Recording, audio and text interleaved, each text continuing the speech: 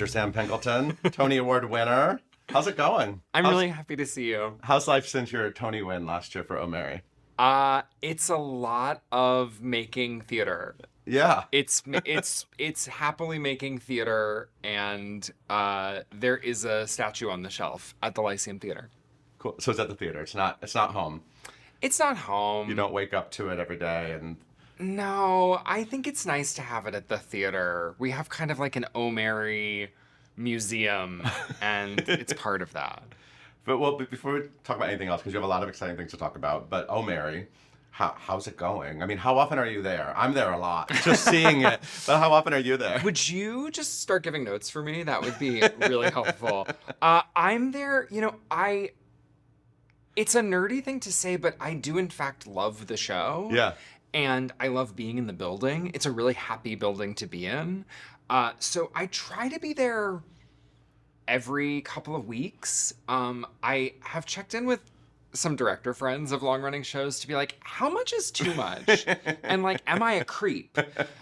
So I like want to let them do their thing, but I like to stop by. I like went in a few nights ago and just like listen to some of the show on the monitor. Yeah. It's a real gift to have a show running on Broadway that, of course. like full stop, but Smash also, hit. yeah. And John Cameron Mitchell is incredible and like such a weirdo and such an original, and Simu Liu is awesome in the part. So it's a season of the show that we've never seen before. Right.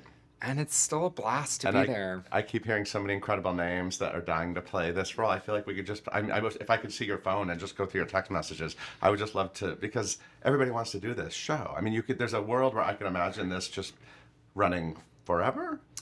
I don't know that's true, but it's now and forever. It's a good part. It's a good part, and I keep learning new things about it. Yeah. Which is just joyous, and all of these actors who are getting to do something they've never really gotten to do before, but know they have inside of them, which is just like the most fun thing to see kind of unleashed. I love when you talk about showing up at the theater too often. I remember hearing that during the long run of A Chorus Line, which this could rival if it wants to, Oh Mary, every once in a while they would just look in the wings and Michael Bennett would just be like sort of watching. So Sure. I picture you just sort of like, accept a very friendly, like, everyone's great version of that. I feel like they were terrified of him. I assume I come in and I'm like, hey, everybody, it's the friendly gay guy. And everyone's like, get that guy out of here. Like, he's just going to be mad that we're taking pauses. But I try to keep it light. So the Rocky Horror Show, I'm so excited you're bringing the Rocky Horror Show back to Broadway. It's a wild proposition, honestly. Totally. Yes. To do this show. It's audacious. I know it's a very established title, so everyone thinks like, oh, it's just a classic. We're bringing a classic back. This is a bonkers show. Yes. So tell me why you want to lend your name to the Rocky Horror Show and what we are in for at Studio 54. I've loved the Rocky Horror Show forever. I came very close to doing it actually in San Francisco in 2020. Mm-hmm. It got pandemic annihilated. Yes. It's exactly what you say. The Rocky Horror Show is a classic, and it's also this mad science fiction alien sex rom. Yeah. And it has this like giant heart. Yeah. And it's made out of everything that I love, which is like weirdos and trash and a kind of strange earnestness. Yeah. And frankly, the mythology of the Rocky Horror Show, as much as the film is so moving to me because it has been for generations of people this thing that people have seen and gone, wait, that's possible? Or I can look like that, or I can move like that, or I can be like that. Yeah. And I know that when many people think about Rocky Horror, they think about like going to the movies and dressing up and getting a V on your forehead and throwing at the screen. And all of that's true and fun. But it also is, I think, for so many people, survival. And I love so much, and Studio 54 heightens this, that something can be ridiculous and trashy and messy and queer and also like dead serious and so big-hearted. Yeah. It is unfortunately like the thing that not unfortunately, I'm very proud to say it's like the thing I care about most. And it's, Rocky Horror is known as a film, obviously, but it was created as a stage show, and it is an undeniably like live experience. And I think it's like theater that insists on being theater. You will know that you are in the room with the people. So it's, I don't know, maybe I'm in the honeymoon phase right now. Like I'm on day 7 of rehearsal. I'm like very much in love with everyone. We're having a wonderful time. I keep waiting for a piano to fall out of the sky. But it feels like in a spring, in a time, blah, blah, blah, of incredible torment. Yeah.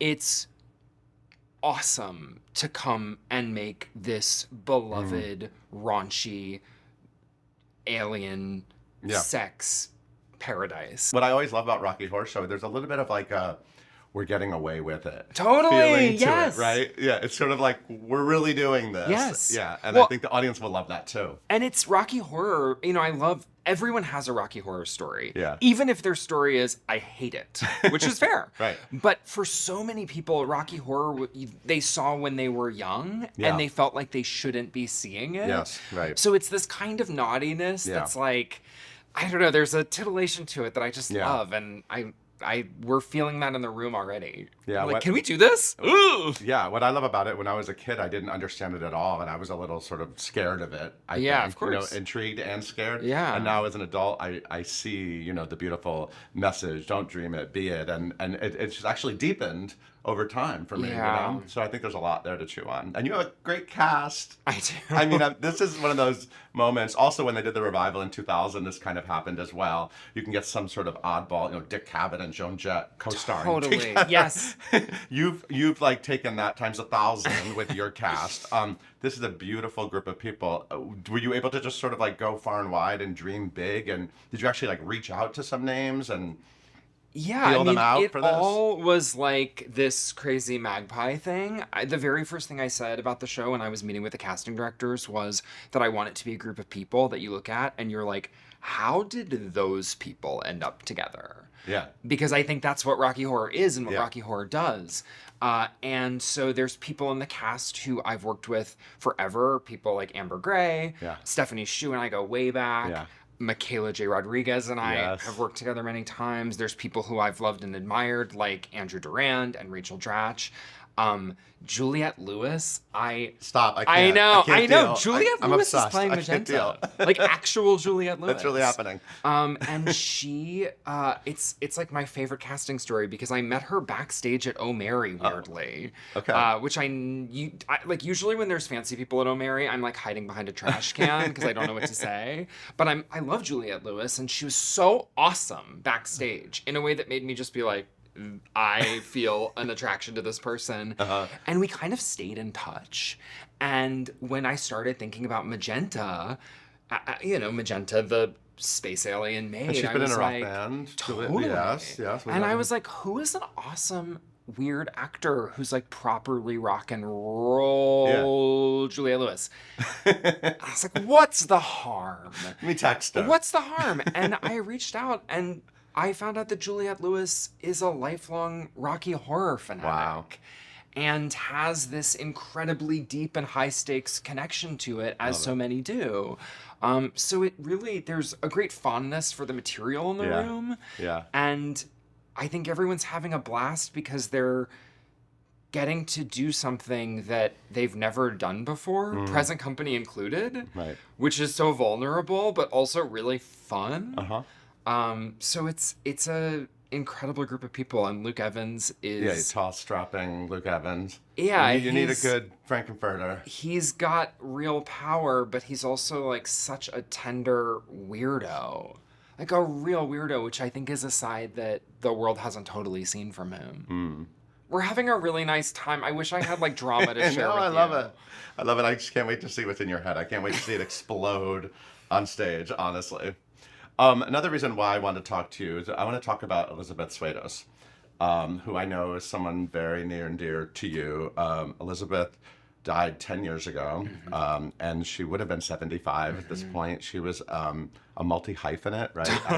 I mean, I don't even know if you In can like a fit, very extreme like, way. I don't know if you can fit all of them. Yeah. But I know she was a huge part of inspiration for you and sort of how you got to where you are. And I know she sort of lives with you. So I want to talk a little bit about that inspiration. First of all, how did you first meet her? It's very generous for you to ask about Liz because she is truly with me everywhere. I mean, she was, I think, the first name out of my mouth in my Tony acceptance speech. I was a student at NYU. I was a very nervous musical theater student who thought maybe there was something else I wanted to do, but I was like, never, you have to be in 42nd Street. And I took this class with this lady called Elizabeth Swados, who basically was like, you have to write and direct and make stuff. And I was like, I don't know how to do any of that. And she was like, shut up, figure it out. Wow. And oddly enough, in that class was the great Ani Taj, who's choreographing Rocky Horror, the great director and choreographer Nikki Douglas. Shayna Taub was in that class. It's like all of these people who have gone on to be creators. And many of us met Liz thinking of ourselves as performers. Right. And she just was like, expand. And, you know, we made terrible, humiliating things with her, but we just kept making stuff. And she did it with this combination of real toughness, like sometimes scary toughness. She wasn't like, I'm your mentor. And like a sense of humor. And to be able to hold discipline and like goofiness at the same time is the thing that has, I think, kept me in theater. And there's a straight line to her there. It makes me like so emotional to talk about. And there's so many times making Rocky Horror actually, because in the Rocky Horror Room, we have me and Ani, Chris Kukla, our music supervisor, was Liz's music director, and Stephanie Shu was a Liz student as well. So she's really in the room. And in these moments where, you know, it's a Broadway musical, it can get very intense and very chic. And there's moments where Ani or Chris or Steph will be like, what would Liz do right now? And it just makes you go like, because there's a gut silliness to it that is also life or death. So I have no idea what she would think about any of this, but she'd be making really wild stuff about it, that's for sure. I mean, when you look at something like Oh Mary, that balance between the structure and the outrageousness, I mean, it's exactly what you're saying. So it just feels like she's just in your theatrical DNA at this point. Yeah, I can't separate the things that excite me from the things that I stole from her. And she forces a fearlessness, even when I don't want to. Like, I'm like, I don't want to get out of bed. I don't want to go to rehearsal. I shouldn't be directing the Rocky Horror Show. I'm an imposter. And I feel Liz being like, none of this matters. Like, go do it. And that's huge. She, of course, had a huge Tony Broadway success with Runaways. And I know you directed Runaways. I saw that production at Encores, and Michaela J. Rodriguez was in it. So you've also just sort of dug into the work as well. Yeah, I've been very, very lucky, along with Chris Kukla and many other artists who were influenced by Liz, to work directly with the great Roz Lichter, who Liz's wife, to just do everything I can to force her work into the hands of people who don't know it. I mean, anytime I meet musical theater students especially, or young people who want to go into theater, I'm like, I'm so happy that you love these cast albums. Listen to this lady. Right. It just has like bangs. Yeah, that's fine. You're right. And I feel evangelical about it. Not because I just want people to be fans, but because I think that there is a real North Star about how to make things and also why to make things, and how theater might be able to survive in like really impossible times that seem to be suggesting like singing and dancing doesn't matter, but like actually singing and dancing does matter, and it can be helpful if you're really sharp about it. Yeah. And that's all Liz. Yeah. So get the Runaways cast album. There's also the Liz Swados Project, which is a great album of a lot of her music and different projects. Yes. Yeah, it's great stuff. Get to know it. I just want to ask you finally, you're someone who's been walking these streets for a long time. You have a lot of Broadway credits. You've done a lot of Broadway shows, but now you're Tony winner Sam Pinkleton, this great director. And I know you're involved in all kinds of projects and reading stage now. You're sort of like a hot commodity. How does that feel emotionally? How does it feel emotionally to feel like you feel like you've cracked something, and you get to sort of spread your talent more? How's that living with you? It was living with me fine until Paul Wontorek called me hot. I feel amazing now. Yeah, it's. I think aw shucks energy is a little bit exhausting, and I often think it's kind of fake, but I do forget that I've been doing this for as long as I have because I very much still have energy, and there's so much stuff that I haven't done yet. Yeah, And I you're just starting. I currently really enjoy going to rehearsal. And so for as long as I really enjoy going to rehearsal, I just feel like, let me do it. Yeah. Rocky Horror is my 10th Broadway show, which feels so crazy to me. Like the idea that I would get to work on Broadway once was like, sure, cool, I can die now. Right. So I don't know anything other than I feel excited that you called me hot. But I really like doing this. I like being a theater worker. I like collaborating. I like doing things that I've never done before. And I have learned in a really incredible way. And I blame Cole for this. I blame Cole Escola for this. That if I like really focus and am honest, I can make things that I like fiercely believe in. And that is the best feeling in the world. And with so much love to Broadway, I don't care if that's for like $1 or for 27 years at the Neil Simon Theater. I just like being a theater director. It's so boring, I know. Well, I like what you're attracted to. You're putting your heart and your talent into a beautiful project. So I just can't wait to keep cheering you on. And I can't wait to see the Rocky Horror Show. Oh my gosh, thanks, Paul. And you get to rehearsal and finish it. Yeah, I have to. Thank you.